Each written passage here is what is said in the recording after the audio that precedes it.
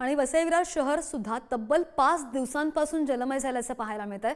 साचलेल्या पाण्यामध्ये बांबूंच्या सहाय्याने बॅरिकेटिंग्स करण्यात आले। वसई विरारमधील अनेक भागांचा वीज पुरवठा सुद्धा बऱ्याच दिवसांपासून खंडित आहे आणि 5 दिवसांपासून पाण्याचा निचरा होत नाहीये। नागरिकांचा बराच संताप सुद्धा दिसलाय। विरार पश्चिमेतून आढावा घेतलाय आमचे प्रतिनिधी विपुल पाटील यांनी। पाहूया।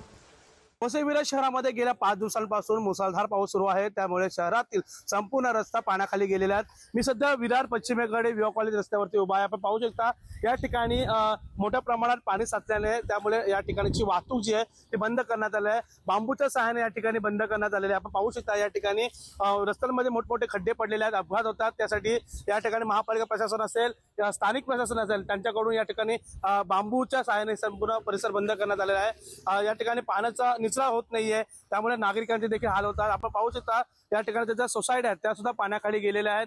मात्र 5 दिवसांपासून या सोसायट्या पाण्याखाली गेल्याने सोसायटीतील नागरिकांचं जनजीवन हे विस्कळीत झाल्याचं आपल्याला पाहायला मिळतंय।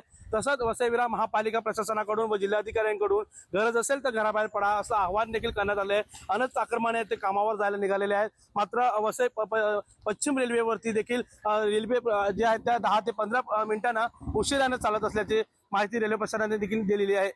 मात्र वसई विरार परिसरातला पाण्याचा निचरा नेमका होईल कधी असा प्रश्न सर्वसामान्य नागरिक आता विचारत आहेत। विपुल पाटील, पुढारी न्यूज, विरार।